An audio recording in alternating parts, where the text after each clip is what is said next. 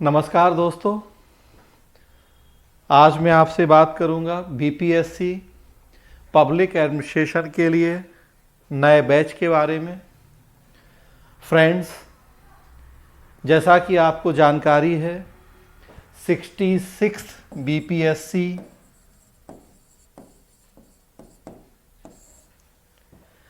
का prelims exam हुआ है 27 दिसंबर को।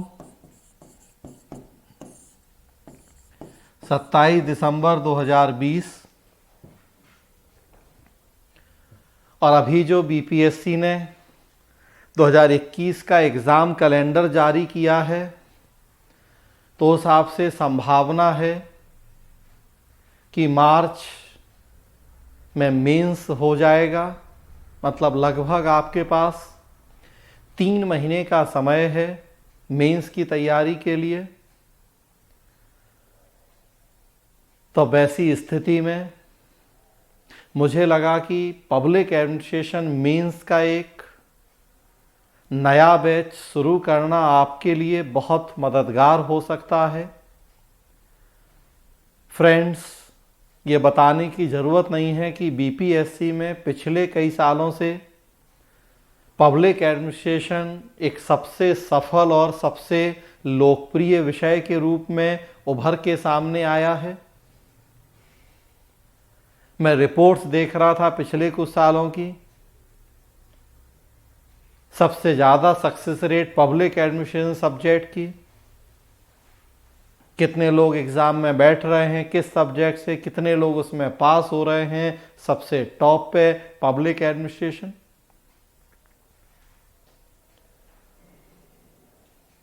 मेरा अनुभव ये बताता है कि 300 नंबर का जो ऑप्शनल होता है, पब्लिक एडमिनिस्ट्रेशन को अगर सही ढंग से आपने पढ़ा है तो बहुत आसानी से 200 प्लस मार्क्स आप लेके आ सकते हैं पब्लिक एडमिनिस्ट्रेशन सब्जेक्ट में। 200 प्लस मार्क्स इस लेवल के नंबर हैं कि जिससे आप बीपीएससी टॉप कर जाएं, टॉप 10 में आ जाएं। बहुत छोटा सा सिलेबस है पब्लिक एडमिनिस्ट्रेशन का। सबसे बड़ी बात कि एक साइंटिफिक सब्जेक्ट है, रटने की जरूरत नहीं है इस सब्जेक्ट में। और प्लस और एक बड़ी महत्वपूर्ण बात कि लोक प्रशासन में जो भी चीजें हम पढ़ते हैं सिलेबस में, वो लगभग चीजें जीएस के लिए भी उतनी ही उपयोगी होती हैं। तो कहा जाए कि मल्टीपर्पज और मल्टी डायमेंशनल सब्जेक्ट है पब्लिक एडमिनिस्ट्रेशन। लगभग चीजें 80% से ज्यादा सिलेबस पब्लिक एडमिनिस्ट्रेशन का आपको जीएस में पढ़ना होता है। साइंटिफिक सब्जेक्ट है, रटने की जरूरत नहीं है। और यही कारण है कि जो साइंस बैकग्राउंड के स्टूडेंट हैं, जिन्होंने इंजीनियरिंग, बीटेक, बीई किया है, उनके लिए बेस्ट ऑप्शनल पब्लिक एडमिनिस्ट्रेशन होता है। फ्रेंड्स, इस दौरान मैंने 64th बीपीएससी के मॉक इंटरव्यू लिए। करीब मुझे लग रहा है कि कम से कम 1500 लोगों के मॉक इंटरव्यू किए हैं हमने फ्रेंड्स, लगभग इस दौरान मैंने 64th बीपीएससी लगभग 1500 लोगों के मॉक इंटरव्यू लिए मैंने। और 3-3 मॉक इंटरव्यू, मतलब लगभग 4 से 5000 इंटरव्यू लिए मैंने। और उस 1500 लोगों में मैंने ऐसा पाया, 3800 के आसपास आपको जानकारी होगी, 64th बीपीएससी में रिजल्ट आया था मेंस का। जिस संस्थान से मैं जुड़ा उसमें बड़ी संख्या में लोगों ने मॉक इंटरव्यू के लिए एनरोलमेंट करवाया। पिछले 20-21 जुलाई से ही मैं मॉक पैनल में बैठ रहा हूं नियमित रूप से। पहली बार इतने बड़े पैमाने पे मैंने बीपीएससी के मॉक किए। हमेशा से करता था, लेकिन इतने बड़े पैमाने पे फर्स्ट टाइम। और उस 1500 में एग्जैक्टली तो मैं नहीं बता पाऊंगा, लेकिन मेरे ख्याल से कम 1000 लोग तो ज़रूर ऐसे रहे होंगे जो बीटेक या बीई करके आए हैं और बीपीएससी का एग्ज़ाम दे रहे हैं। या उसके अलावा साइंस बैकग्राउंड वाले भी और बहुत सारे लोग। और नंबर 1 सब्जेक्ट देखेंगे आप साइंस बैकग्राउंड वालों के लिए public administration.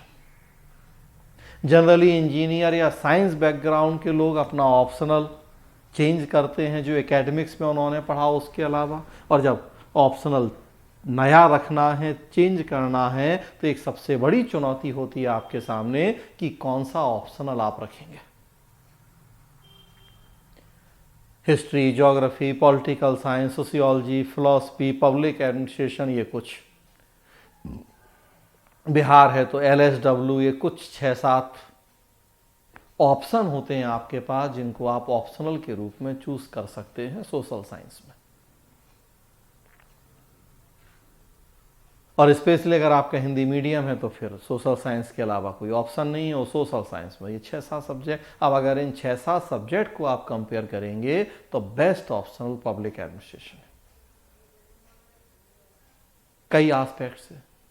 History, geography, Hindi literature, political science, इन सब का सिलेबस देखिए आप, इतना बड़ा सिलेबस है। 4 पब्लिक एडमिनिस्ट्रेशन मिलाएंगे तो एक हिस्ट्री, ज्योग्राफी या हिंदी लिटरेचर बनेगा, या एक पॉलिटिकल साइंस बनेगा।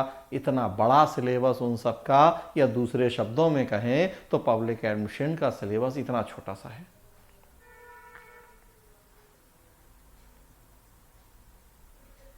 उसके अलावा आप देखेंगे कि हिस्ट्री, ज्योग्राफी वगैरह का GS में योगदान होता है, प्रीलिम्स में, मेंस में, वो यहाँ पब्लिक एडमिनिस्ट्रेशन में लगभग हम इंडियन पॉलिटी, कॉन्स्टिट्यूशन पढ़ते हैं, वो आपको योगदान यहाँ भी मिलता है। हिस्ट्री वगैरह में रटना बहुत पड़ता है आपको, फैक्ट बहुत हैं। पब्लिक एडमिनिस्ट्रेशन पूरा प्रैक्टिकल व्यावहारिक सब्जेक्ट है, आजकल की डे बाई डे की घटनाओं से जुड़ा हुआ है, बहुत कुछ रटने की ज़रूरत नहीं है, समझ पे आधारित है। और यही कारण है कि साइंस बैकग्राउंड वाले हमेशा बहुत अच्छा कर पाते हैं इसमें।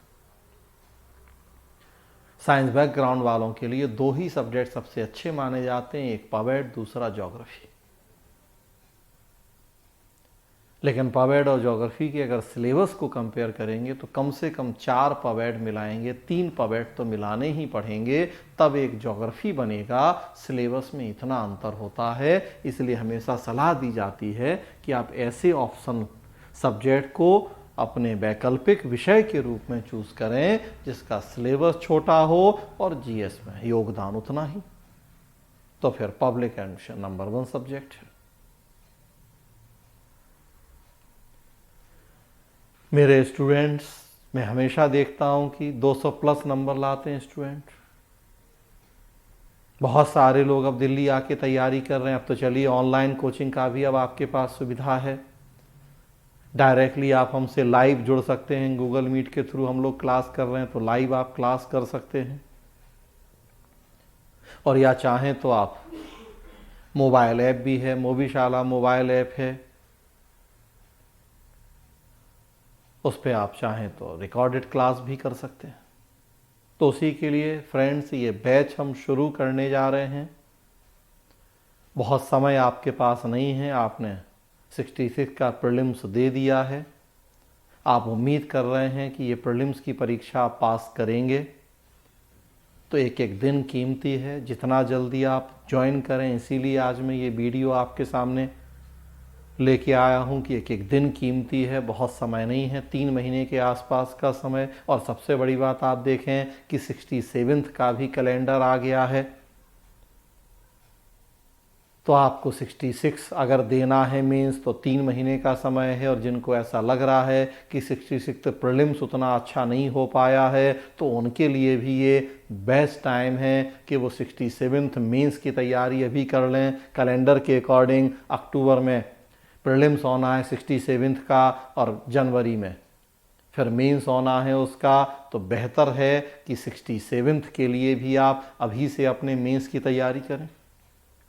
तो ये बैच आप देखेंगे, चाहे वो 66 आपको एग्ज़ाम देना हो और चाहे 67th, दोनों के लिए उतना ही उपयोगी बैच होगा। फ्रेंड्स, इसमें हम 100% सिलेबस कवर करेंगे, अकॉर्डिंग टू BPSC सिलेबस चर्चाएं होंगी। सेकेंड पेपर में कुछ टॉपिक ऐसे हैं जो हमें बिहार के स्पेशल रेफरेंस में पढ़ने होते हैं, उनकी अलग से बात की जाएगी। और बाकी पूरा सिलेबस हम बात करेंगे आपसे। यहाँ सिलेबस की मैंने स्लाइड्स बनाई हैं, अब उन स्लाइड्स को डिटेल डिस्कस करने की ज़रूरत नहीं है। हालांकि आप YouTube पे ही चैनल पे हमारे पिछले वीडियोस देखेंगे तो एक दो वीडियो आपको ऐसे मिलेंगे जिसमें हमने ये BPSC का सिलेबस ऑलरेडी पहले भी डिस्कस किया है। तो इस वीडियो में अब मैं डिटेल सिलेबस डिस्कस नहीं करूंगा, बस यहाँ पर्पज़ यही था कि आपको एक सूचना दे पाऊँ कि हम नया बैच शुरू कर रहे हैं BPSC के लिए 66th और 67th के लिए। सो आप लोग इस बैच को ज्वाइन कीजिए।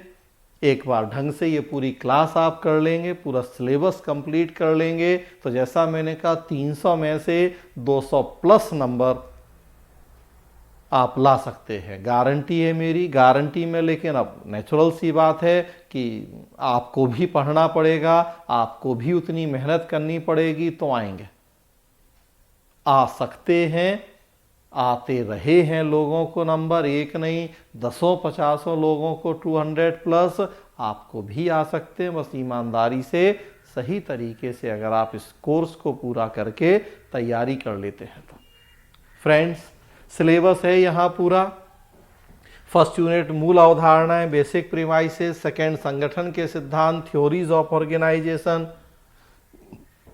थर्ड है प्रिंसिपल्स ऑफ ऑर्गेनाइजेशन। फिर प्रशासनिक व्यवहार, संगठन संरचना, स्ट्रक्चर ऑफ ऑर्गेनाइजेशंस, कार्मिक प्रशासन, पर्सनल एडमिनिस्ट्रेशन, वित्तीय प्रशासन, फिनेंशियल एडमिनिस्ट्रेशन, उत्तरदायित्व तथा नियंत्रण, अकाउंटेबिलिटी एंड कंट्रोल, प्रशासनिक सुधार, एडमिनिस्ट्रेटिव रिफॉर्म्स, प्रशासनिक कानून, एडमिनिस्ट्रेटिव लॉ, तुलनात्मक एवं विकास प्रशासन, कंपैरेटिव एंड डेवलपमेंट एडमिनिस्ट्रेशन, लोक नीति या पब्लिक पॉलिसी।